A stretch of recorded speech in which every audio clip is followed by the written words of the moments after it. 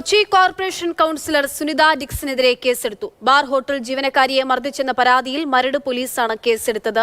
S രാഗിൻ വിവരങ്ങൾ നൽകും. രാഗിൻ, നേരത്തെ വാർത്ത നമ്മൾ റിപ്പോർട്ട് ചെയ്തിരുന്നു. ഇതിന്റെ ദൃശ്യങ്ങൾ ഉൾപ്പെടെ പ്രേക്ഷകരിലേക്ക് എത്തിച്ചതാണ്. ഇപ്പോൾ കേസെടുത്തിരിക്കുകയാണ് കൌൺസിലർക്കെതിരെ. ഏത് വകുപ്പാണ് ചുമത്തിയിരിക്കുന്നത്?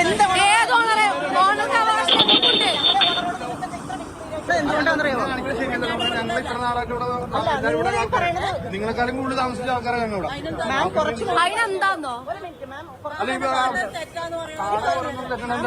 തെറ്റൊന്നുമില്ല. ഞങ്ങൾക്ക് സംസാരിക്കാനുള്ള പറയുമ്പോ പൈസ വന്നിട്ടുണ്ട് എല്ലാം. രാഗിൻ, ഈ ദൃശ്യങ്ങൾ ഉൾപ്പെടെ നമ്മൾ വീണ്ടും കണ്ടുകൊണ്ടിരിക്കുകയാണ്. ഇപ്പോൾ കൌൺസിലർക്കെതിരെ എന്ത് വകുപ്പ് ചുമത്തിയാണ് കേസെടുത്തിരിക്കുന്നത്? ഭാരതീയ ന്യായ സംഹിതയിലെ വിവിധ വകുപ്പുകൾ ചുമത്തിയാണ് കൊച്ചി കോർപ്പറേഷൻ കൌൺസിലർ സുനിത ഡിക്സണെതിരെ പോലീസ് കേസെടുത്തിരിക്കുന്നത്. മരട് പോലീസാണ് എഫ്ഐആർ രജിസ്റ്റർ ചെയ്തിരിക്കുന്നത്. ഈ കരുതലോടും ഉദ്ദേശത്തോടും കൂടി ആവലാതിക്കാരിയെ ഉപദ്രവമേൽപ്പിക്കണമെന്ന കരുതലോടും ഉദ്ദേശത്തോടും കൂടി കൌൺസിലർ പ്രവർത്തിച്ചു എന്നാണ് ഈ എഫ്ഐആറിൽ പറയുന്നത്. അതിൽ ഇടത് കരണത്ത് അടിച്ചിട്ടുണ്ട് കൌൺസിലർ. കൂടാതെ ഇടത് കൈ തിരിക്കുകയും ചെയ്തു.